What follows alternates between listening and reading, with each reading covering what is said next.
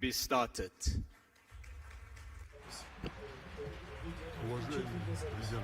Dear President Ramaphosa, ladies and gentlemen, dear friends, I'm pleased to greet the government and business representatives, experts and industry specialists who have gathered to this meeting of the Brics Business Forum.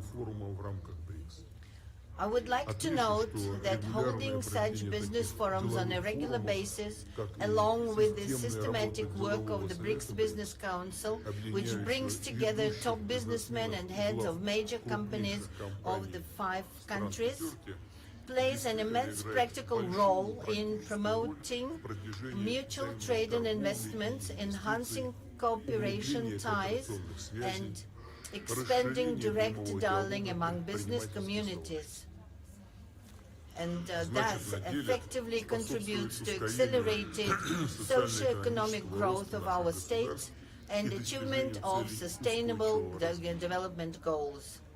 It is important that this forum focuses on such pressing issues as the post-pandemic economic recovery of the BRIC states, improvement of citizens' well-being, industrial modernization, development of efficient transport and logistics chains, stimulation of equitable technology transfers. These challenges and complex tasks have to be dealt with amidst the increasing volatility in stock, currency, energy and food markets, coupled with strong inflationary pressures stemming from, inter alia, the irresponsible large-scale money emission by a number of countries seeking to mitigate the effects of the pandemic, which has led to the accumulation of private and public debt.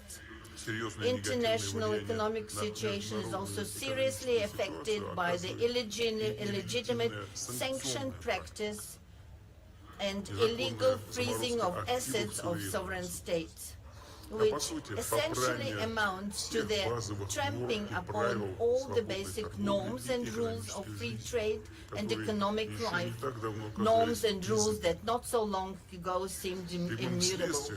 Resource shortages, increased inequality, rising unemployment, and aggravation of other chronic problems of the world economy are the direct consequences. Prices for food, basic agricultural products, and crops have skyrocketed, and it is the most vulnerable, poor countries that are hit hardest. Importantly, and in this circumstance, the BRIC states have stepped up their interaction, and our joint work to ensure economic growth and sustainable development brings concrete, tangible results.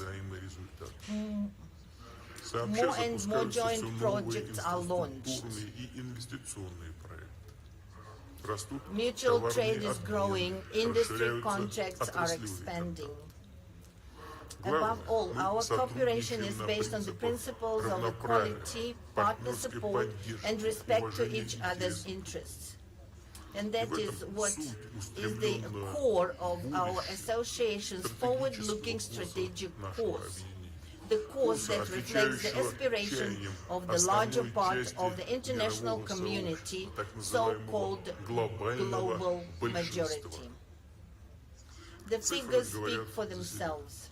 Over the last decade, mutual investments among BRIC states have increased 6-fold. Their overall investment in global economy have doubled, and their total exports have reached 20% of the world's exports. As for Russia, the trade volume with the BRICS partners has increased by 40.5%, and reaching the record of 230, even more than 230 billion. And the first half of this year, it grew by 35.6% as compared with the same period in 2022, and it reached 134.7 billion US dollars. I would also like to point out that the share of the Brics countries, with their population totally more than 3 billion people, now accounts to nearly 26% of the global GDP. And our 5 countries are ahead of G7 in terms of purchasing power parity, with 35.1% against 30% forecast for 2023. The objectives and irreversible process of de-dollarization of our economic ties is gaining pace. We are working to fine-tune effective mechanisms of mutual settlement and monetary and financial control. As a result, the share of US dollar export and import operations within Brics is declining. Last year, it was only 28.7%. In fact, this summit is to discuss the details, the entire range of issues related to the transition to national currencies in all areas of economic cooperation between our 5 nations. The new Brics Development Bank, which has already become a credible alternative to existing Western development institutions, has a great role to play in these efforts. It is only natural that enhancing connectivity and creating new resilient transport routes has become a shared priority in cooperation between our 5 countries. In this context, the Brics Business Council's initiative to elaborate modern intermodal logistics solutions and develop railway transport corridors is of particular importance. For this part, Russia actively works to redirect its traffic and logistics flows to reliable foreign partners, including Brics states. Our flagship projects include the Northern Sea route and the new international North-South transport corridor. These 2 major transport routes aim to provide the shortest and most cost-effective trade routes to link major industrial, agricultural, energy hubs with consumer markets. With regards to the Northern Sea route, I would like to emphasize that Russia has already adopted and launched a large-scale, multi-year plan to develop its infrastructure. We intend to build fuel terminals, hub ports, to ensure connections with road and rail transport. Our Brics fleet is expanding, first of all by commissioning nuclear-powered vessels that have no analog in the world. As for the North-South transport corridor, it will connect Russian ports of the Northern Seas and the Baltic and with offshore terminals in the Persian Gulf and Indian Ocean, thereby providing opportunities to increase cargo transportation between Eurasian and African countries. Besides, this will certainly give impetus to developing new industrial, trade and logistics facilities along those routes. Russia stands for greater cooperation within the Brics on reliable and uninterrupted supplies of energy and food resources to the world markets. We are consistently increasing supplies of fuel, agricultural products and fertilizers to countries of the Global South and making a significant contribution to strengthening global food and energy security, addressing acute humanitarian issues and fighting hunger and poverty in the countries in need. All these issues in particular were discussed in depth at the recent Russia-Africa summit. For example, last year, trade in agricultural products between Russia and African states grew by 10% and amounted to $6.7 billion. In January-June this year, it increased by another record 60%. Our country is and will remain a responsible supplier of food to the African continent. Russian grain exports to Africa amounted to 11.5 billion tons in 2022 and almost 10 million tons in the first 6 months of 2023. And this is despite the unlawful sanctions imposed on us that seriously hinder the export of Russian food products and complicate transport, logistics, insurance, and bank payments. Russia is being deliberately obstructed in the supply of grain and fertilizers abroad, and at the same time we are hypocritically blamed for the current crisis situation in the world market. This has been clearly seen in the implementation of the so-called grain deal, concluded with the participation of UN Secretariat and initially aimed at ensuring global food security, reducing the threat of hunger, and providing aid to the poorest countries. We have repeatedly drawn attention to the fact that in a year under the deal, a total of 32 million tons of cargo has been exported from Ukraine, of which over 70% have reached high and upper middle income countries, including the European Union, first of all.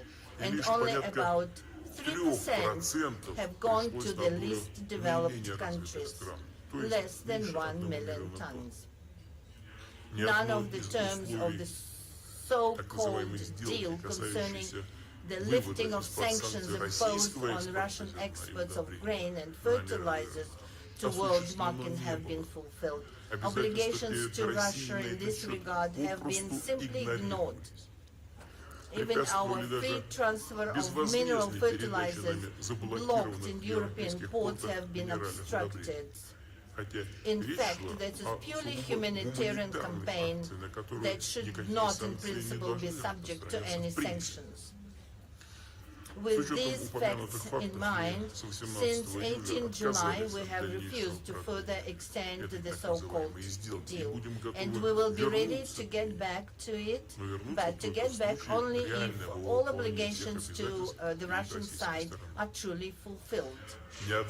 I have repeatedly said that our country has the capacity to replace Ukrainian grain both commercially and as free aid to needy countries, especially since our harvest is again expected to be perfect this year. As a first step, we have decided to graciously provide 6 to 6 African countries 25 to 50,000 tons of grain, each with free delivery of these cargoes. Negotiations with the partners are going to an end. Among the priority lines of interactions, we see also further coordination of the approaches of the Brics participants on the subject of supporting small and medium-sized enterprises. This is an important part of the overall economic agenda of the Group of Five, which implies the assistance of the widest circles of citizens involved in business regarding the issues of administrative and tax regulation, digitalization, electronic commerce, and participation in the value chains. I would note that thanks to the state support programs, the entrepreneurs from the Brics countries successfully adapt to the constantly changing situation in the global market. They find new partners, new sales channels, attract additional funding, and use more actively modern technologies. It is equally significant to continue to develop cooperation within the Brics countries in the field of decarbonization of economy, reduction of man-induced impact on the nature and adaptation to the changing of climate. Russia is ready to work jointly to promote more balanced approaches to the climate change in the international arena. Our country is consistently implementing the national low-carbon development strategy. We plan to reach the carbon neutrality of the Russian economy not later than 2060, including through the introduction of technological innovations, modernization of infrastructure, for access to affordable and clean energy, conservation of ecosystems on land and sea. We believe that the implementation of the climate goals can be facilitated by a variety of technologies, including those that have been in use for a long time already, such as nuclear generation, hydropower, gas motor fuel.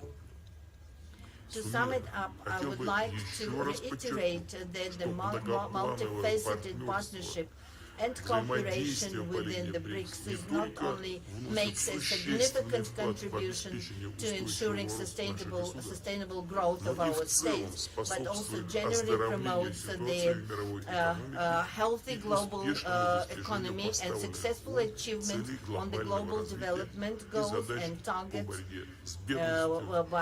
set by the UN to fight poverty, expand people's access to quality health care, eradicate hunger and improve